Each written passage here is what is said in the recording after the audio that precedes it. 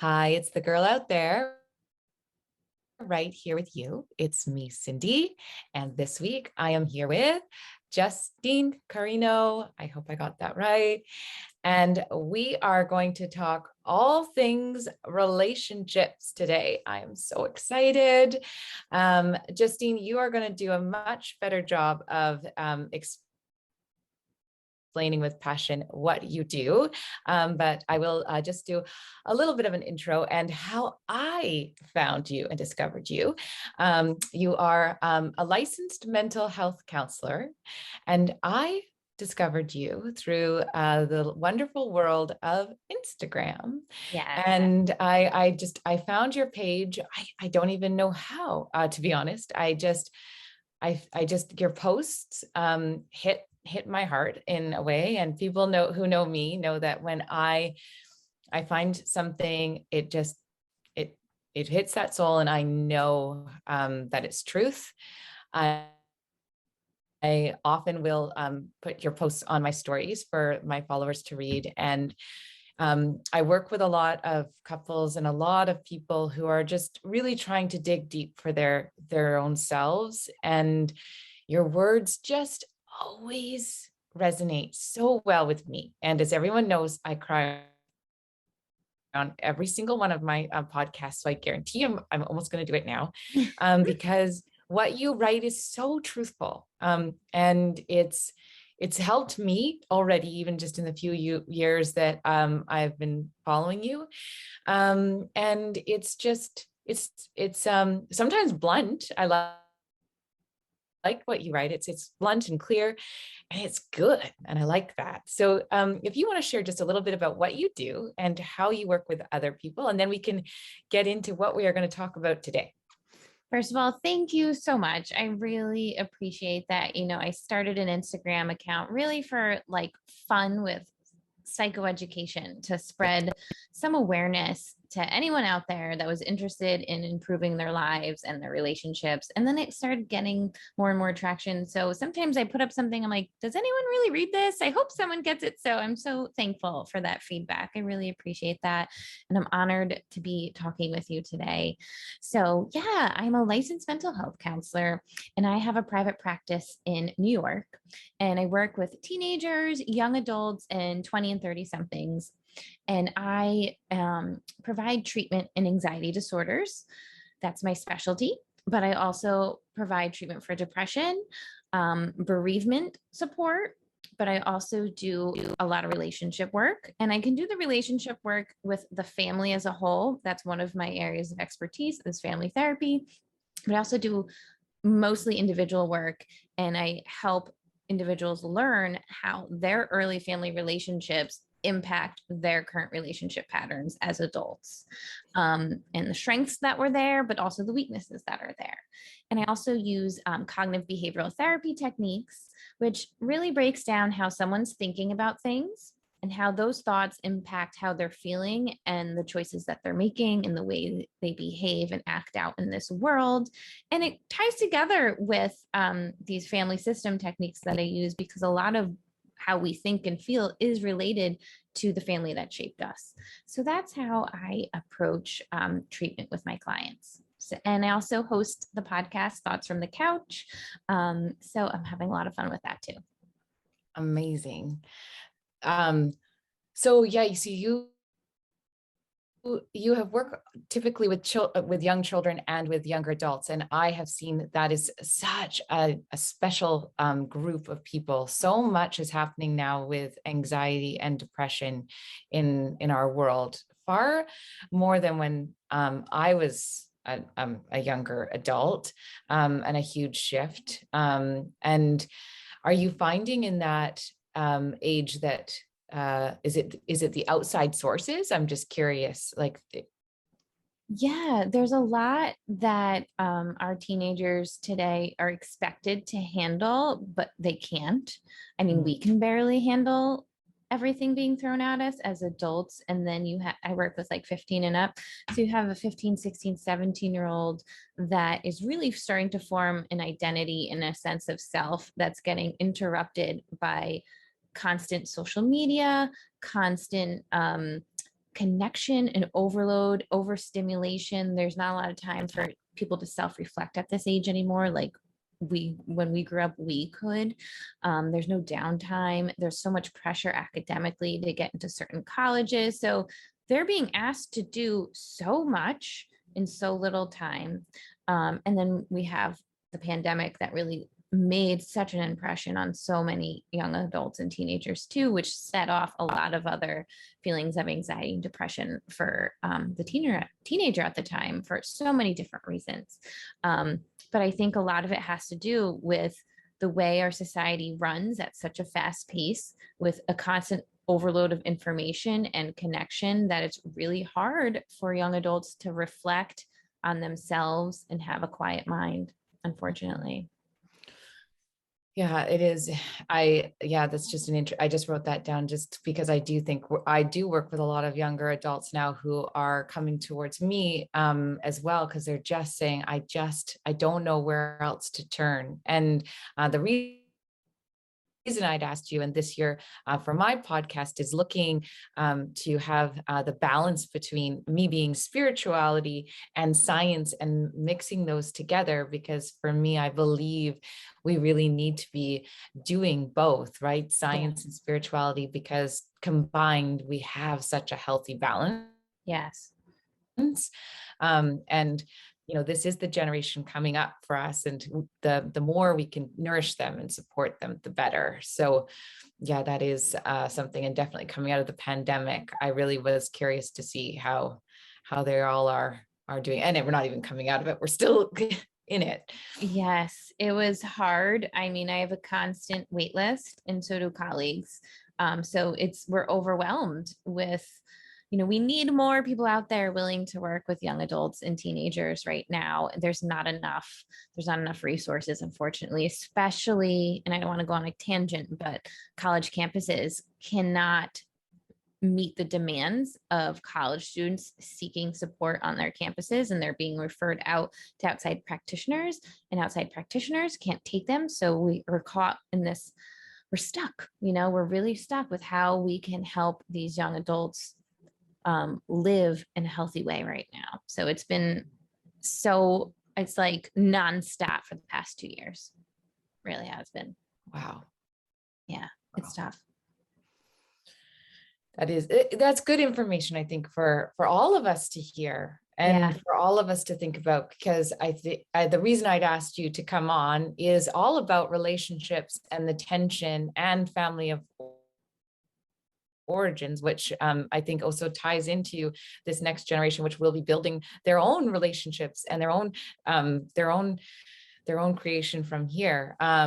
Because I think a lot of the people I work with are, people in their 40s, and that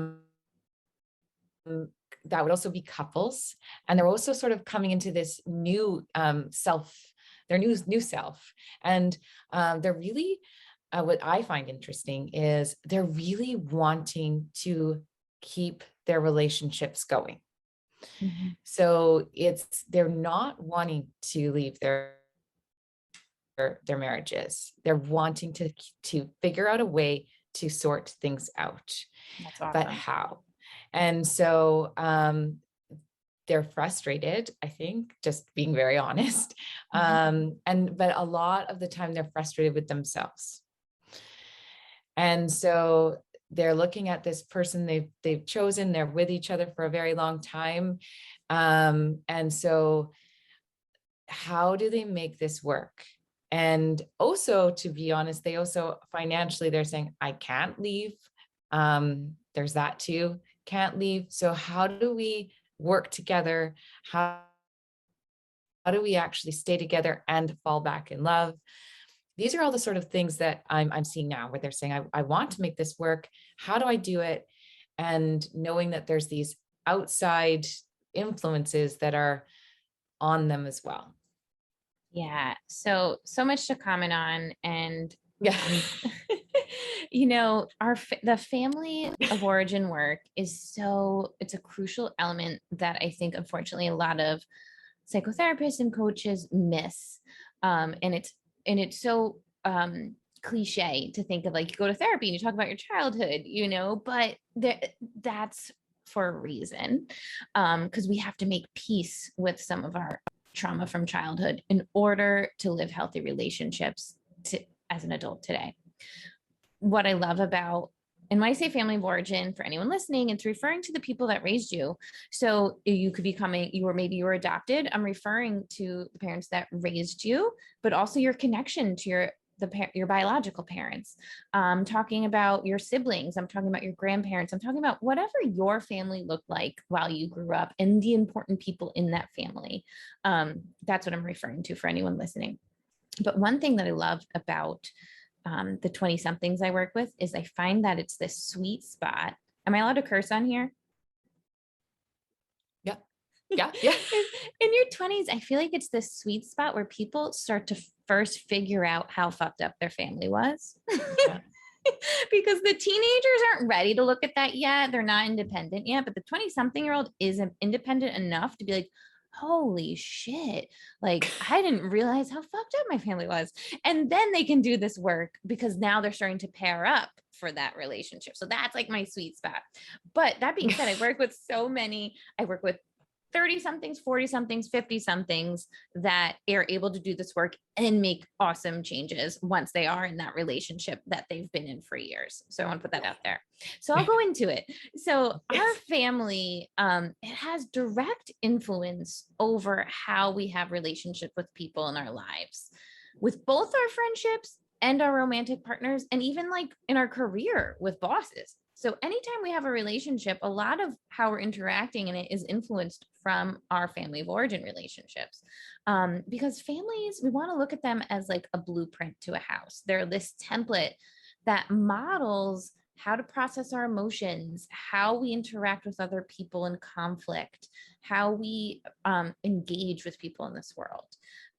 They are crucial in helping us learn emotion regulation. You know, how do we cope with anxiety? How do we cope with sadness? How do we express anger? How do we even express love? Some families didn't know how to even show how to express those good emotions, happiness, love, and joy.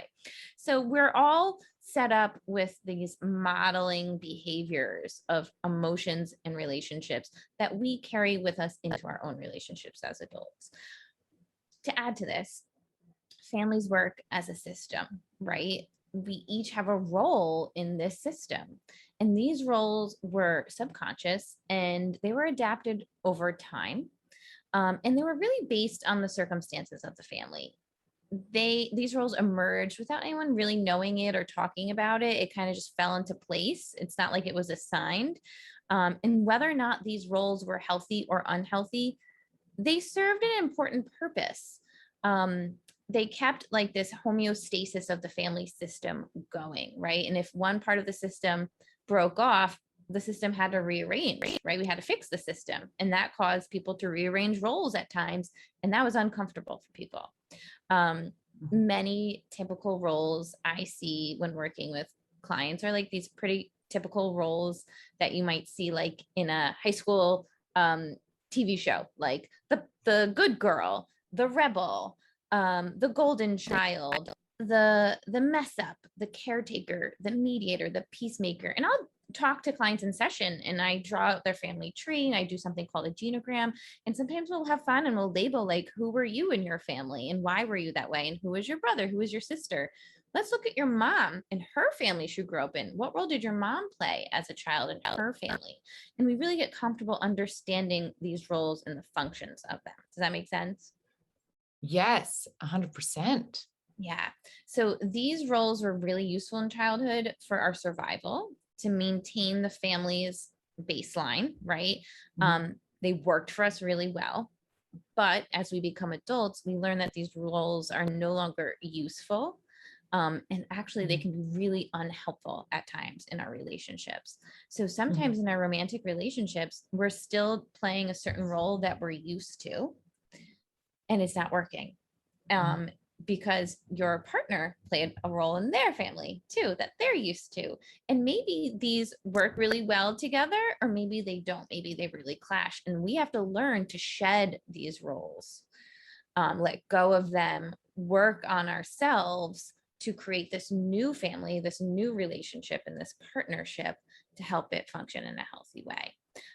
So when I talk to anybody, we go back in time, we really understand their roles, what their family was like, how they've played these roles out in their life, and when this role has benefited them or when it's hurt them. And sometimes if they're in my office, we realize this role is hurting them and we want to change this role in their life.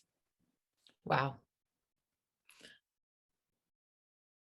It does. That makes perfect sense. I remember when I left my marriage, I listened to one bit of information which said, when you leave your marriage, pay attention to who you get drawn to in your family of origin immediately after, because you're grieving, because that dynamic probably isn't the healthiest, and you are going back to that enabling behavior for yourself as well, because you're still probably not healthy and you are going back to something you're used to. So it was a really good thing for me because I still was sorting, and I immediately went back to, okay, well, who in this family of origin of mine am I immediately going back to, like, for advice, for support, all of these things. And I was really paying attention to it going, this is very interesting. This is very similar behavior to who I was married to. And because Fascinating. the topic was, the topic was who you marry is probably very similar to who in your family of origin you probably, right, you're that same behavior. Yes. And so the information was, until you correct that dynamic in your family of origin, you will continue to have the same relationship in your life. And that's the 100%. life lesson. And so it was interesting for me. It was nothing, it's not that person's fault in your family of origin. You needed it. It's like a mirror for you, right? But it's your own behavior that you need to correct. So like you're saying, look at your own role in your family of origin and why you were there and why you're choosing it. And it's not really your relationship's fault. But it's for you now to understand your pattern and why you no longer need it in this time. Does that make sense? 100%. So on point, so accurate. Yeah. Because it's interesting and it doesn't make sense, but Yeah. what's comfortable for us can also be really dysfunctional and unhealthy, but we seek what is comfortable because we know how to deal with what is comfortable. Even if it's unhealthy for us, we know how to deal with it. And I'm just thinking, like, I'm giving random examples. Like, let's say there's a woman who grew up in a family with an alcoholic father. She knows exactly how to handle an alcoholic father. She knows exactly how to handle an alcoholic husband. They are one and the same. She is good at it. It's fucked up. It's dysfunctional, but she is great at how to either take care of that person or she saw codependency between her parents in the alcohol relationship. So now she's playing that out herself. And it might be harder for that woman to be in a relationship with someone that's sober because that's new and she doesn't know what to expect and it's unpredictable and boring, right? We hear that a lot. Oh, Yeah. I'm so bored in this relationship. Sometimes boring's a good sign for somebody because it's different, So what you're saying is so true. We play out these patterns in a romantic life and then we're sick of it. And then like 3 relationships later, we're like, why am I in this pattern? And then we have to go back in time and make those connections. Yes.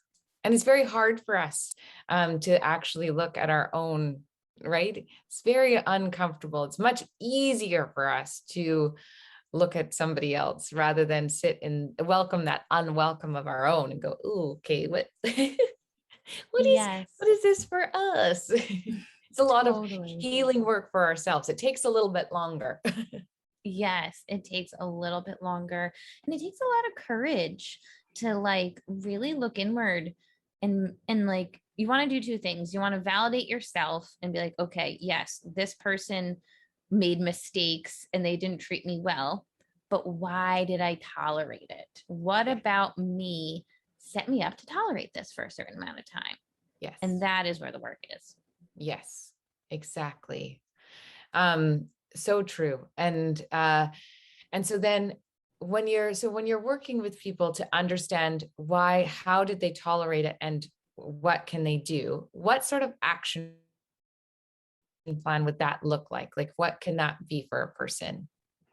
Yeah. So first, so you're asking how, once they learn, like, okay, I'm tolerating something, what do I do next kind of Yeah. thing? Yeah. So you really want to like understand the role that you grew up in and the role that was, you were Yeah. playing out. How you're playing that role out now in your partner choices, right? And then you want to start to look at how you can set new boundaries for yourself in the next relationship. Mhm. Um, and that is hard because that takes a lot of practice. But there's so much we can learn about our family's boundaries and what those boundaries were like, and then correct that going forward for ourselves. Mhm. Um, so I can go into that for a little bit if you want to head into that. Yeah. Boundaries are like such a hot topic right now. And I want to correct some things about boundaries too, because sometimes there's like the wrong information out there. So boundaries look very different in each family.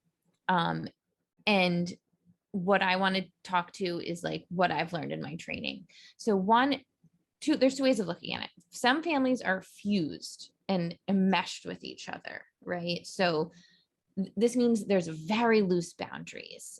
There's a lot of overstepping, there's intruding, a lack of privacy, assumptions easily made, maybe like too much togetherness. Someone's made to feel guilty if they're very different or have different points of view. You might see a mother and a daughter being best friends instead of this hierarchy of mother and daughter, right?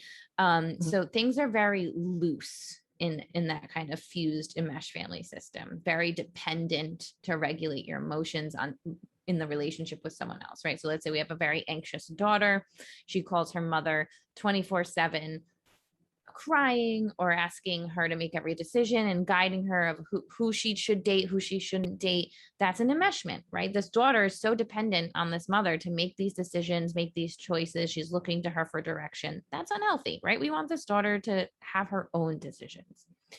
Then there's another type of boundary that's unhealthy, which is the cutoff, right? So that's where I think information online gets misconstrued. I think there's a lot of talk about toxic relationships, and everyone first thinks, all right, if it's toxic, let me cut it out of my life, get rid of it.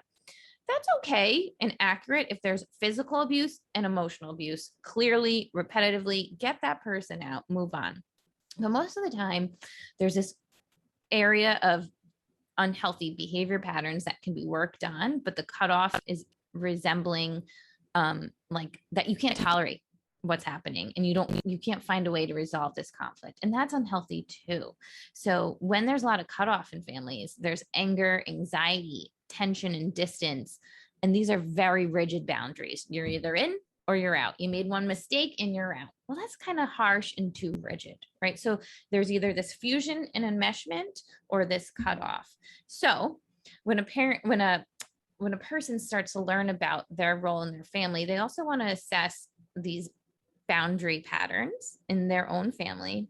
And if they're playing it out in their current relationship, are they too enmeshed with their partner, right? Are they always making excuses for their partner? Do they enable their partner's behavior? Do they have a hard time telling the truth to their partner because they're afraid of their partner's reaction? Are they dependent on their partner for their happiness or for their emotion regulation? That person really wants to look at how they interact with their partner, right? And is there some codependency going on there that has been formed and shaped because of their own family history, or the opposite? Are they not giving the relationship a good enough chance? Are they like trying to get out too early? They're like, okay, this is uncomfortable. He made a mistake. She made a mistake. I'm out. This relationship's done. And they find themselves in this pattern like, I'm heartbroken again. I wish it worked. And then that person wants to think, are they leaving too soon? Are they avoidant? Are they giving up too soon? And is that because of what was modeled to them? Is there a pattern in their family that cut off was what they did. Like no one's talked to Uncle Bob for 25 years and they don't really know why, but that was modeled like, okay, when we have an argument or conflict, goodbye. And that's not always the healthiest thing to do either. Right. So I hope that answered your question. No, that was good. No, it was good. That was great. I am just curious about understanding there's so many boundaries, right? And so really, and I think that's, you often don't realize all the different types of boundaries. Even hearing that now, you realize how unique every single system of a family is, and how one family can have such a unique reaction to something compared to another one. And I was talking to you a little bit about how how this can get so muddled with, which I've found with my own life, as well as with other couples working together, where a family of origin can come in, where couples can, I'm going to try my wording again, where people can, it can create such tension with couples where they're trying to be truthful with themselves, yet they don't always share what's happening in their relationships due to family of origin, where they're scared to be completely honest about what's happening in their relationship, or perhaps maybe they're trying new things, or they're wanting to be, or maybe they, I can't even think of what the example might be. Maybe they're partying a lot and that's great for them, or they're exploring something new in their life, but their family of origin doesn't agree with that. So one of them says, don't tell my family what we're doing. And so that builds and builds and builds. So then they become resentful with each other because they don't understand why they're not being totally honest. Does that make sense? Totally. And I think like I'm also like laughing too, because like there's probably little things that you say to your partner, like, don't tell my mother that I hired someone to clean our house this weekend. Like if she, like those little things, like, no, like in our family, we are cleaning our own house and she would like drop dead if she found out, like there's little things. And then there's really big things too. That's like, do not tell my mother that blah, blah, blah. Right. Yes. And that's what we're talking about. Those big things. Big things. So out of the different types of boundaries that we have in our family system, our goal is to be differentiated. And so differentiation is this process of freeing yourself from your family's own processes and to define yourself as an individual, right? This means being able to have different opinions and values than your family members, but being able to stay emotionally connected to them at the same time. And a lot of families struggle with this. And we saw a lot of families struggle with this from March 2020 to the election for 2021. I can't tell you how many families sought therapy because they disagreed on how to handle the pandemic and they disagreed on the presidential candidate in the United States. Wow. So this was like so much cutoff happened, so much conflict happened because family members had different opinions and felt like they weren't allowed to have different opinions. So you want the family that can vote for a different president and still sit down and have dinner and talk about something else. So that's like my example of differentiation. You're still loved and connected and you can have a conversation about your differences, but you're not judging each other or putting yourself down for differences. So I'm guessing the people that have to really keep huge secrets about their relationship with their family is a little clue that maybe it's not fully differentiated yet, unfortunately. And that's where we'd want to unpack, like, why can't you tell your parents the truth about whatever? What fear comes up? What are you afraid is going to happen? Right. And then we really get to know those fears. We see the patterns that brought those fears there from childhood, how they've played out. And then we experiment and we say, let's take a baby step and try something different. You've always kept these secrets to protect this peace in the family. And when people start to change and they set new boundaries and they become more assertive about who they are and they try to differentiate in a system that's fused, chaos can ensue for a little bit. people don't like the change. People like the way the family's been functioning. We can all predict how this family goes. Now you're throwing something at me. I'm not used to this change. So it's extremely uncomfortable to start to change boundaries and set them, and to tell a parent, like, I'm in this relationship and this is how our relationship works. And I'm now different than you. I still love you as my mother and father, and I respect your opinions, but I'm an individual and I've made my individual choice about how my current relationship's going to work. That's hard to do. And there's a lot of reaction to that from families. It's hard work. Right. And that, I think, again, I remember when I had made my first choice. Now I've made so many choices, but when I did make that first choice, I also recall reading, when one person makes a grand life change, everyone else in the family also behind the scenes looks at themselves. Yes. And so you'll go like, why is everyone uncomfortable with my choice? It's because they are actually looking at themselves. It's like something erupts within them. So trying not to take it on personally, because they may react to your life choice going like, what are you doing? It's because internally they're going, if she could make that choice, something inside of me is going like, what, whatever it might be. Like, why didn't I leave that job? Or what, right? Like, so to take a moment and just go, they're reacting to my choice, but it's actually fear about something else for within them. Totally. And like the only example like that's coming to mind right now that I could use is, let's say a daughter is deciding to get divorced and she's like petrified to tell her parents because like there's generation and generation of no divorces. She might be the first in the line, and maybe that's cultural, maybe that's religious. And she's making this choice to improve her life and she knows she needs to do it. So then she goes and tells the parents. Their reaction, you don't know what they're thinking about. Maybe her mother's thinking, wow, I wish I had the balls to leave my husband 30 years ago. And like, we don't do that in this family. Like, you suffer it out, you stick it out for the family, so there's these family stories about values and choices and how family systems should work, that you're 100% right. When you make a choice and other people seem uncomfortable, it's because you've triggered something in them that they're not at peace with yet. And that is like, whoa, for people like that can change your whole perspective and actually give people a lot of courage of like, yeah, make that choice because it works for you. It doesn't have to work for other people. Your family doesn't have to agree with the choice you're making. And if they're really uncomfortable with that choice, there's something going on with them that they have to work through. Yes. Yeah. Totally. And in the end, I think usually just giving people like never to feel like you have to react to their reaction. Mm-hmm. Never have to react to it. Never have to react as much as we want to, because often we've been sitting with a thought for ourselves. I think that's the big thing for people to always say whenever you are going through something is when you say it out loud, that's the first time you're saying it, but often it's been years before you actually say it out loud.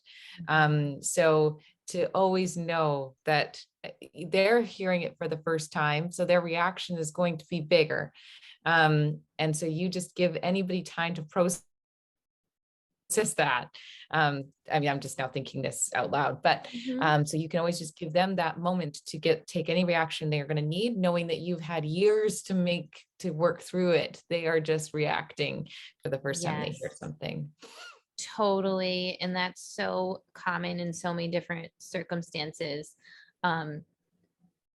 It's okay to give people time for them to process their emotions about whatever you're sharing with them, and like what their initial reaction may be could be very different in 6 months or a year. Yes. And so sometimes we do have to give people time and space to process the information we're sharing with them. Yes. Yeah.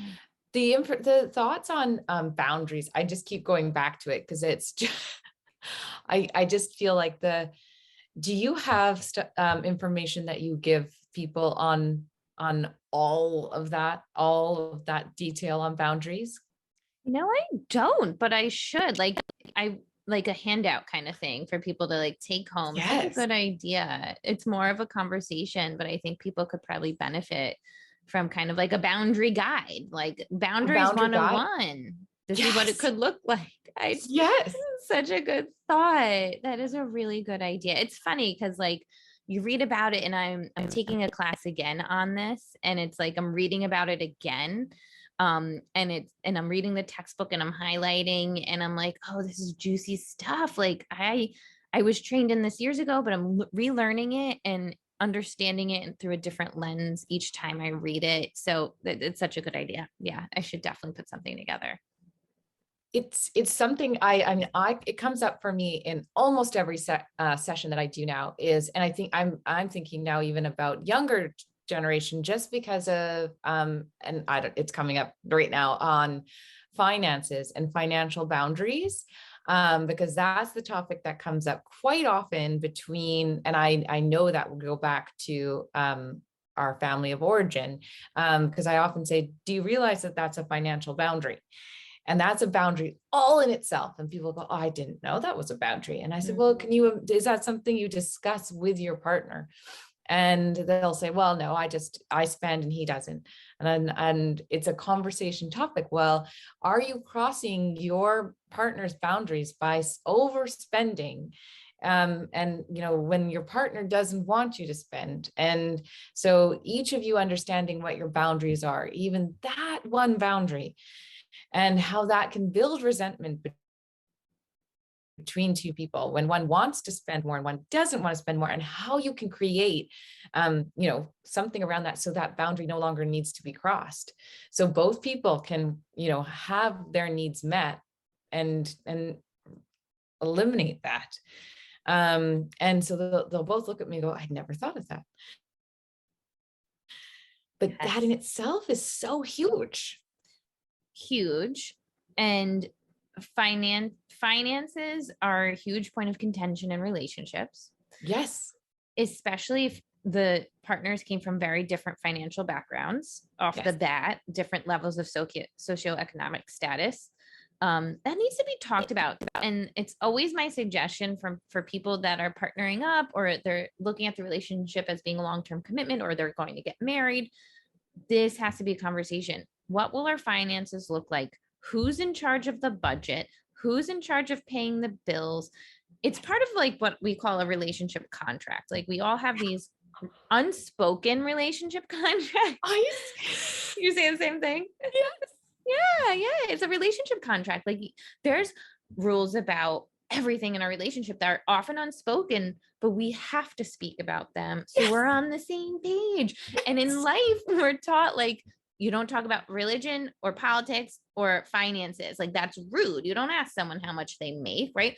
But when you're in a partner relationship, you got to talk about the finances. You got to talk about the politics. You got to talk about religion.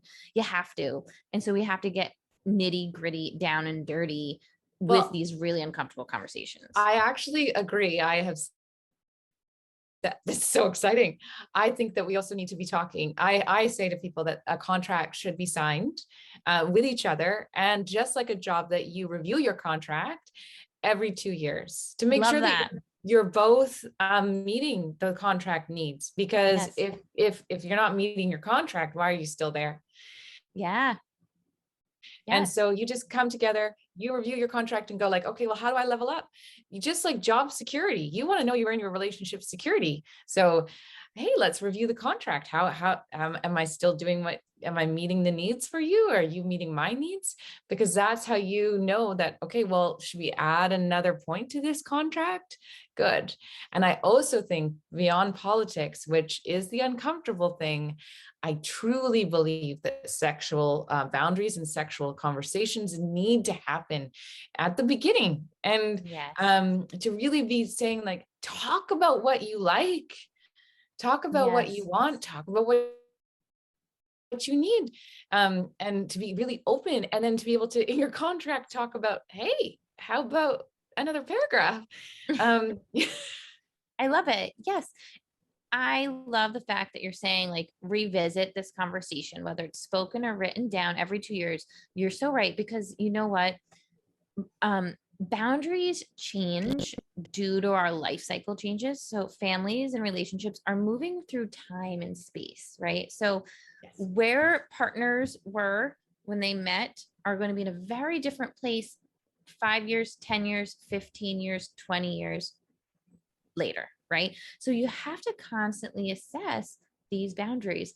What a date night used to look like, or a weekend used to look like in your 20, 30 somethings will look very different when you're in your 50s and 60s, or Yes. when you have small children, or when you have teenagers. You have to really constantly reassess and be open to the fluidity of boundaries changing and communicate about it, because that's where a lot of conflicts happen. One person expects the change, thought about it in their head, but didn't have a conversation about it.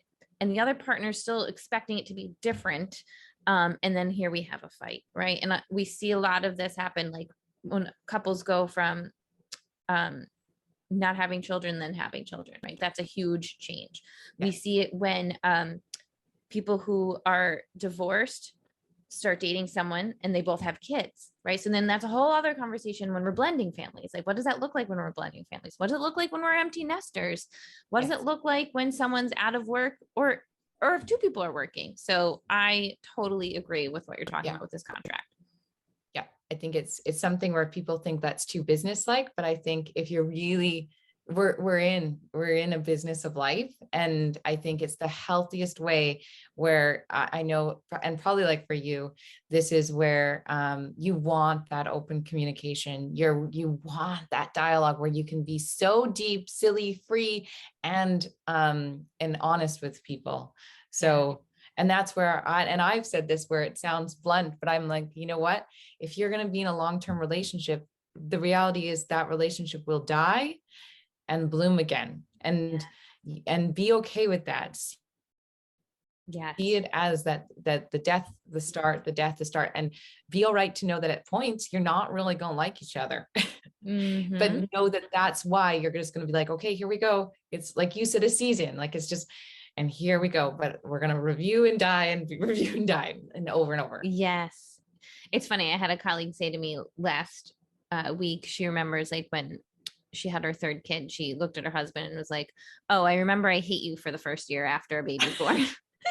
And like, we know for this year it's going to be rocky and it's going to be rough, but then we get back on the same page, right? So Yes. it's okay to be out in the open with your partner about the changing of the contract. You know, what you're able to do as a partner now might look different in 2 years. And I love that you encourage that with your couples. Yes. Oh, this has been so good. I'm so glad. Thank you. So I always like to end it with, if you could give one sort of little piece of advice for people that are, and I'm going to say with couples, one piece of advice that you would give for them if they were looking for something to do on a, I mean, we've done a lot of things, but maybe if they were looking at working with their family of origin, what would that be? So if they're looking to work with their family of origin, meaning like set more boundaries with them, that kind of Yeah, thing. that would be great. Maybe that's it. Yeah. I would start slow with practice. Because that will build your confidence with setting the boundary, because there's a lot of we have fear. What gets in the way is fear. I'm afraid if I truly say what I feel, I'm going to be rejected, I'm going to be abandoned, I'm going to lose out on some kind of love, or I'm going to cause some kind of conflict. That might happen. That might happen. Most of the time it doesn't. And it's our worst case scenario playing out in our mind. And we have to take a small step of communicating boundaries. So I'm just like, even thinking this holiday season, this could be practice. You know, you're so used to going to Thanksgiving at Uncle Johnny's, but you're sick of going because everyone just gets drunk and you're miserable the whole time and someone insults someone else and Thanksgiving is just the worst. Maybe this year you set a boundary. Hey, I'm coming to Thanksgiving for dessert this year. We're not going to be able to make dinner. So looking forward to dessert. What can I bring? So it's like a limited time. And people are going to be like, why? Why not? And like suck you back in, stick to the boundary, and it will be okay. Mom might be mad. Dad might be mad. but it's still going to be okay, right? Or you reverse it. We're coming for 2 hours and then we're going to dessert at someone else's house this year, right? So you practice small. You're not skipping out on the whole Thanksgiving. You're showing that you're still putting in the effort, but you know for yourself you need it to be time limited. So I think maybe this is my advice. Time limited interactions is a good place to start. If like you that. know, like spending the weekend at your parents' house, you always leave in a foul mood and there's always some kind of conflict. Don't spend the weekend anymore. You go for the day, you do a day trip, you meet for a lunch, you meet for a dinner. So start thinking about time limited interactions with the family members and see how that feels. And if you feel any different, leaving, because you know there's an end and you can kind of control when it ends, and it's okay to spend less time with people because it's quality over quantity. If you have a better conversation with a family member over dinner, you can leave on that note and be like, that was a great dinner. But if you spend the week with them and you know by the end of the week you're fighting, you're leaving that like, oh, I never want to see them again.